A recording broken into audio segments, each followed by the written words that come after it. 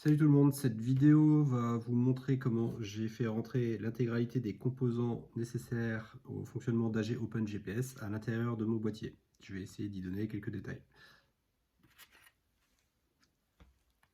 Le PCB, l'Arduino.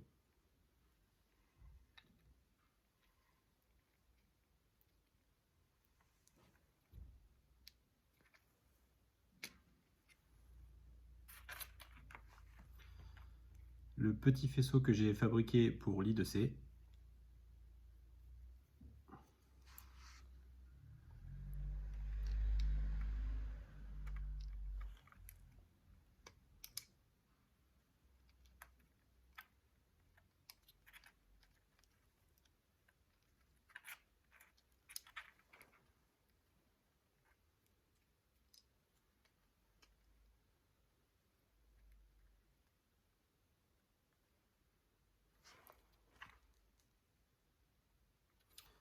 Que je fais passer derrière la fiche de l'ADS 115. Ici et comme ça.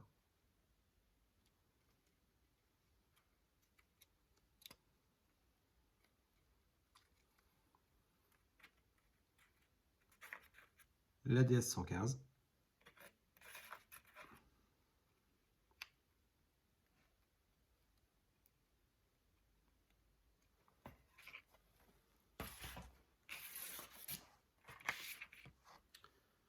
Que je vais visser tout de suite. Hop.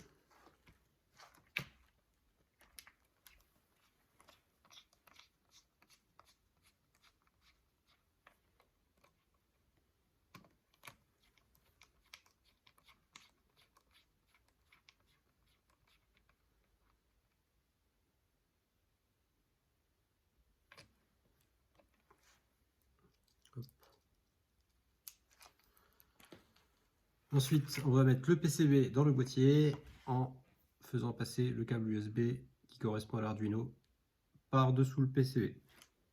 Hop. Idéalement, on ne branche pas le câble avant d'avoir mis le PCB dans le boîtier, sinon on risque d'arracher la prise USB de l'Arduino. On repère bien aussi le sens de l'USB pour que ça corresponde à l'Arduino.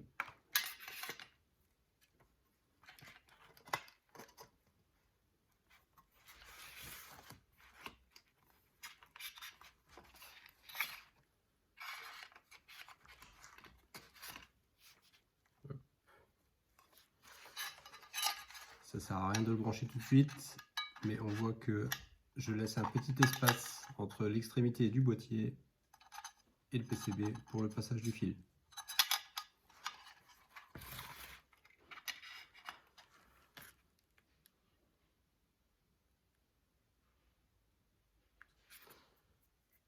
Ensuite, sur mon faisceau, par ici, alors il ressemble à ça.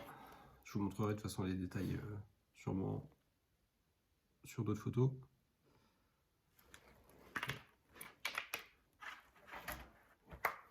Je prends le faisceau de mes boutons en cabine et dessus j'ai les deux prises, les deux interrupteurs autostyre et coloriage. Et moi sur mon montage, j'ai alimenté les LED qui correspondent aux boutons. On va brancher les LED qui correspondent aux boutons sur la fiche LED dans le PCB.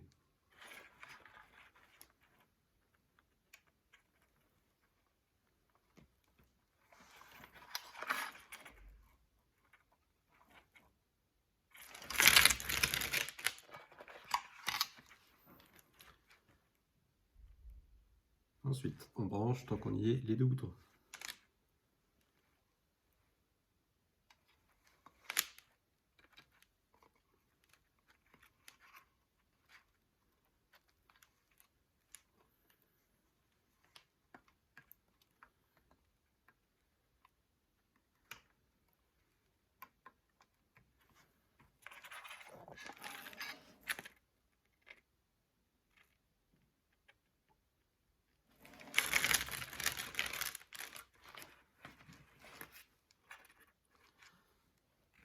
On peut déjà installer la plaque du F9P.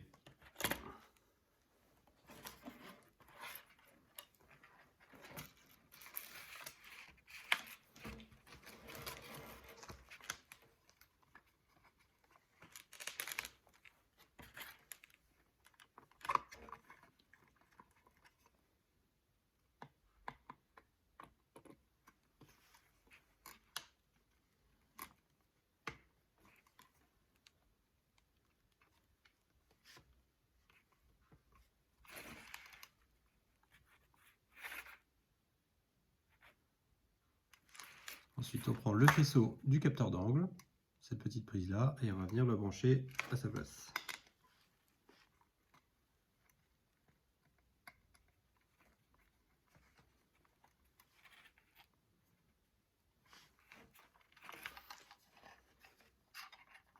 Par ici.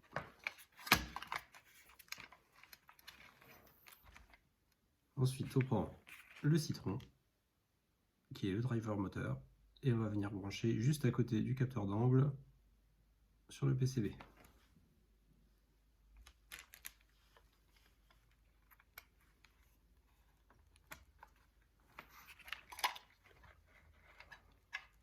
Par ici.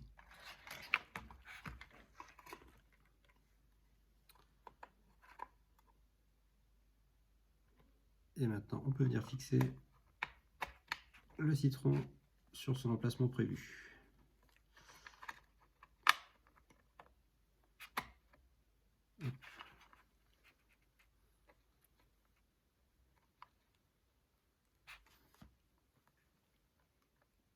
Et comme ça, 2 vis.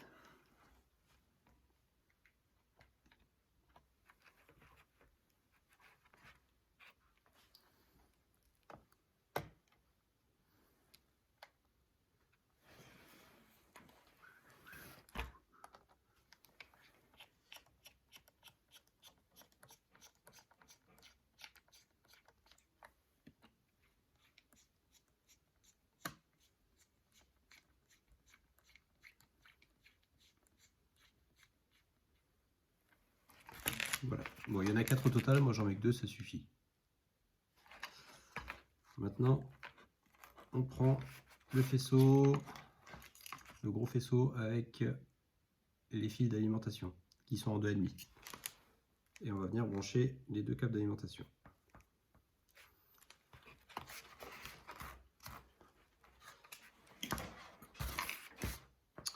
Alors moi j'ai déjà fait la connerie d'inverser la polarité des 2 fils. Ça m'a valu un PCB tout neuf.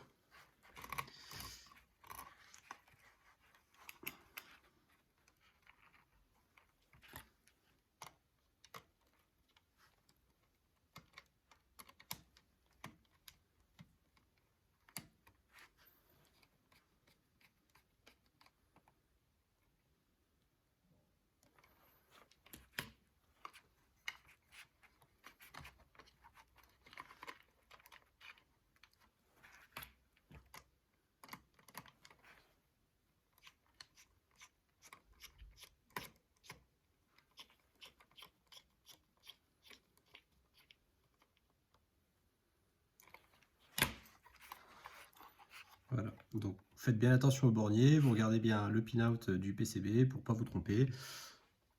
Il y a une borne de 12 volts out, c'est-à-dire que le PCB peut sortir 12 volts par ici, donc vous ne vous trompez pas, regardez bien le pin-out.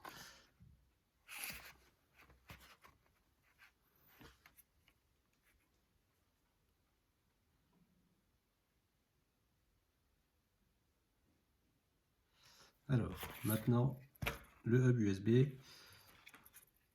On laisse l'USB du F9P branché dessus et on va venir le loger dans le boîtier. Il commence à y avoir des fils dedans. Hop.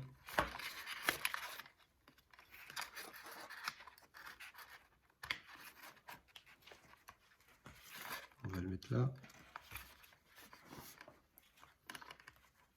Et on va déjà pouvoir loger un petit peu le fil USB à l'intérieur pour qu'il prenne le moins de place possible. Bon, le mien il est très long, hein. C'est parce que j'avais plus que ça, mais vous pouvez en trouver des beaucoup plus courts.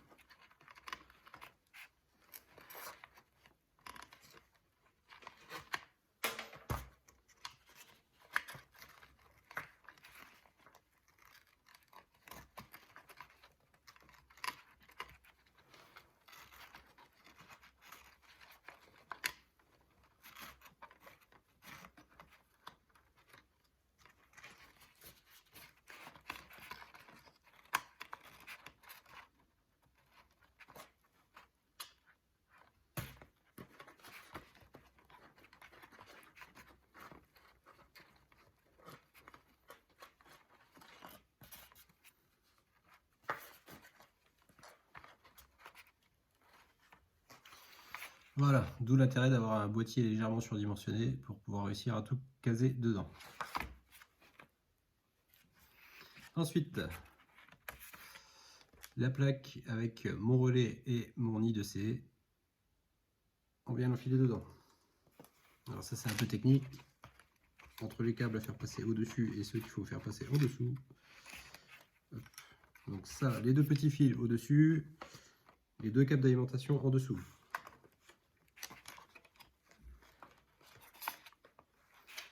Il faut bien vérifier aussi la hauteur pour qu'on puisse venir glisser la plaque finale par-dessus.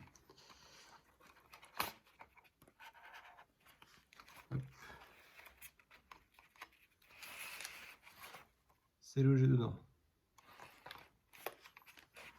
On peut maintenant venir brancher l'I de C, l'autre partie qu'on avait branchée en tout début.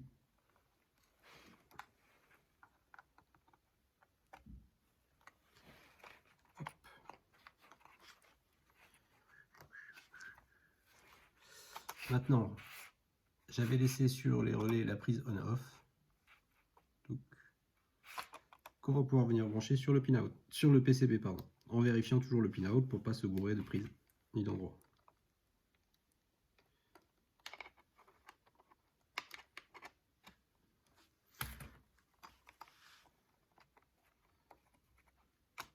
On lui fait faire le tour du module relais et voilà la prise on-off qui est ici.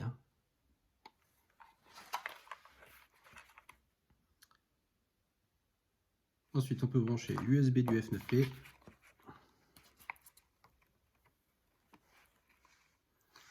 Surtout, on force jamais sur les prises USB parce qu'on les arrache très facilement.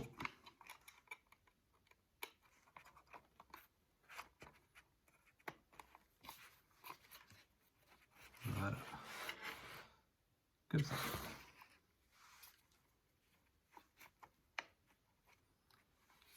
Maintenant, les deux fils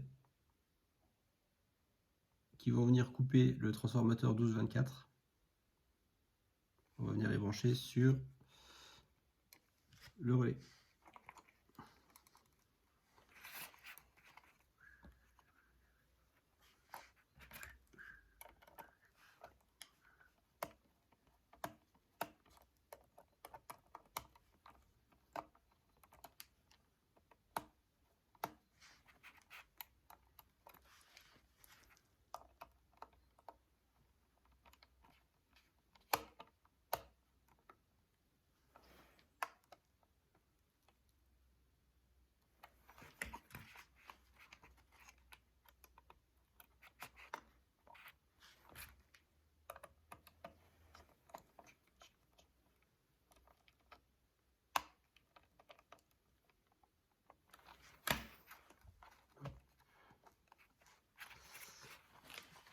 Comme ça.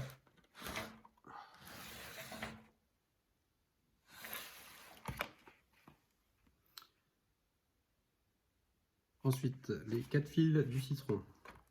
Alors le code couleur, c'est un peu vous qui le faites, donc il ne faut pas vous mélanger les pattes avec le fil, avec les couleurs du faisceau. Hop. On essaye de ne pas trop emmêler les câbles.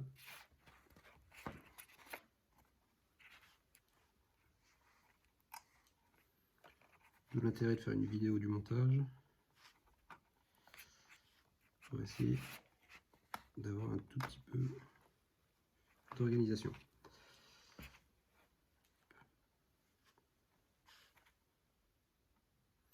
Alors sur le citron, la borne verte sert à l'alimentation, donc c'est là qu'on va lui amener les 24 volts, et la borne noire servira à disperser l'électricité ou d'un côté ou de l'autre pour faire tourner le moteur.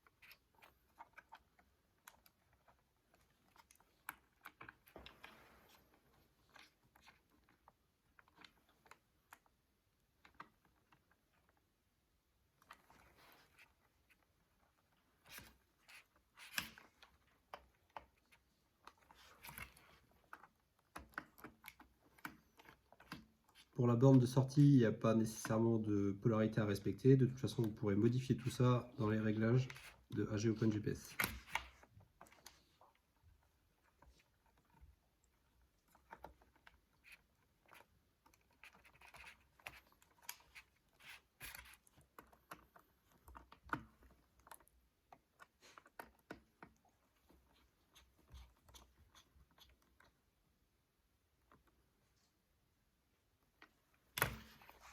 Voilà, le citron, il est entièrement branché.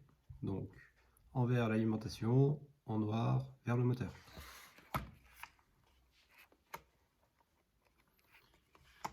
Maintenant, on peut venir brancher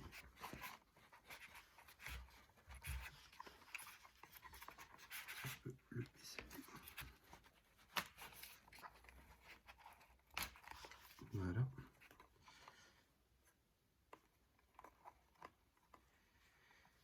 Moi, je vais venir brancher l'alimentation de mon relais. Hop, en vérifiant bien le VCC et le GND.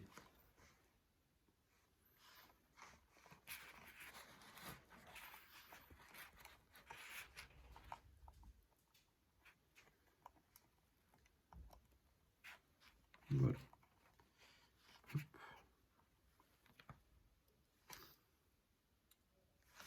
Comme ça.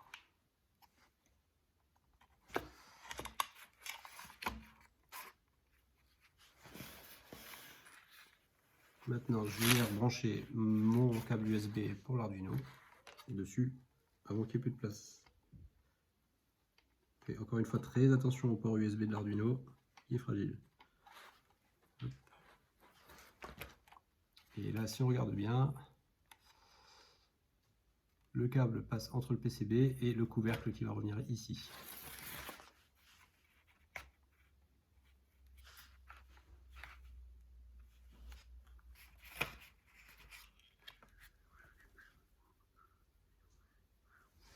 Maintenant, on va faire passer tous ces câbles-là pour pouvoir remettre le couvercle que j'avais précédemment mis sur le faisceau.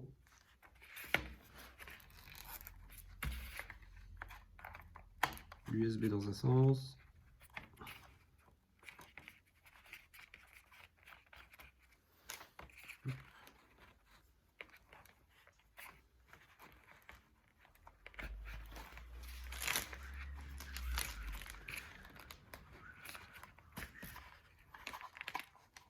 On force toujours sur le moins de câbles possible.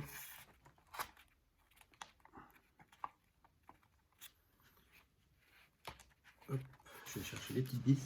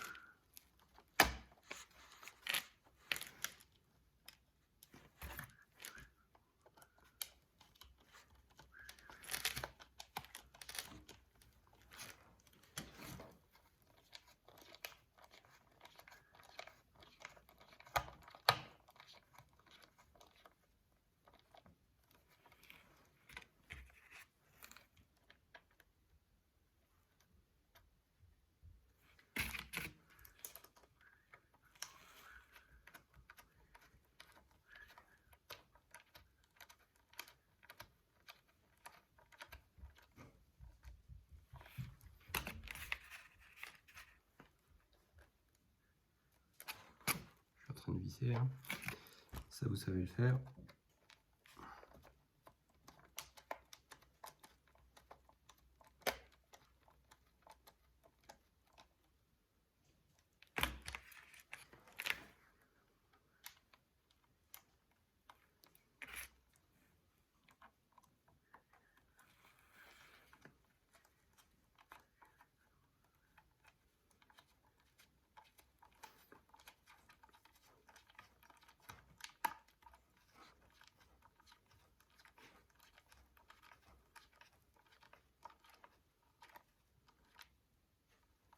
Hop. Hop.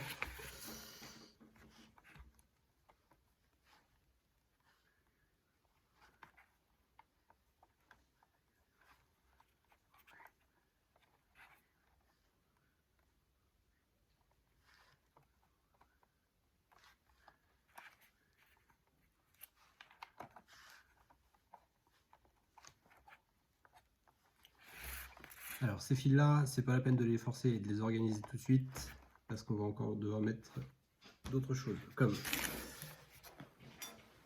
la prise Ethernet. Hop. Ça, on peut tout virer. On n'oublie pas de passer d'abord l'étanchéité, sinon après on en chie, pour tout glisser dedans.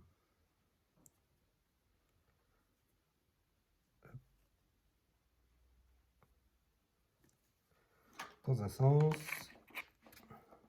dans l'autre.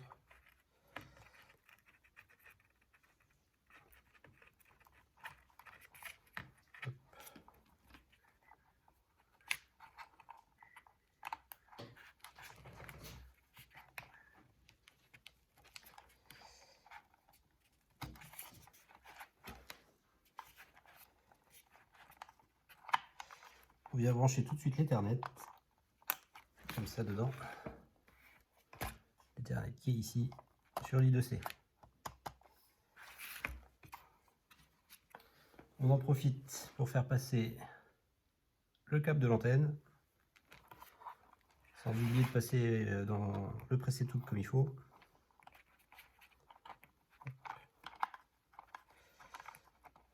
On récupère.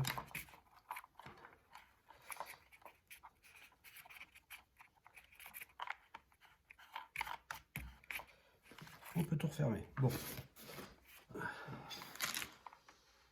Maintenant, on va venir brancher la prise de l'antenne.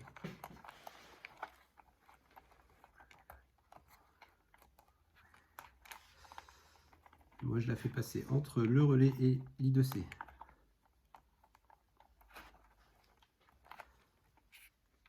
Là, on voit qu'il y a beaucoup moins de place déjà pour faire.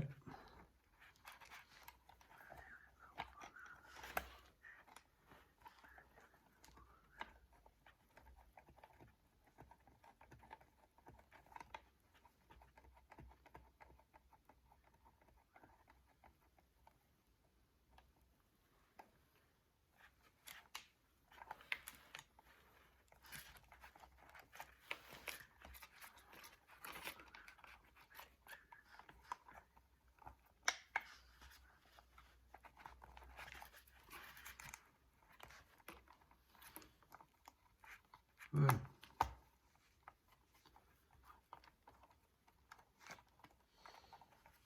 C'est branché donc dessus, ici, et maintenant on peut organiser un peu mieux les câbles pour que tout se loge sans forcer nulle part.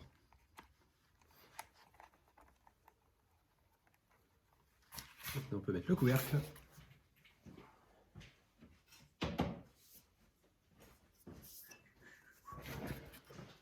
Je vais jeter un œil en dernier.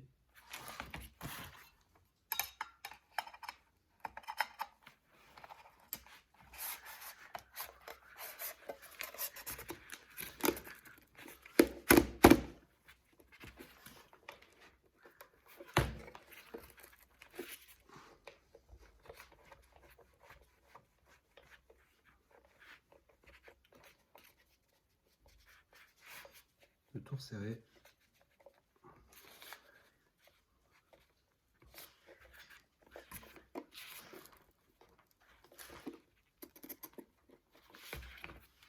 Voilà.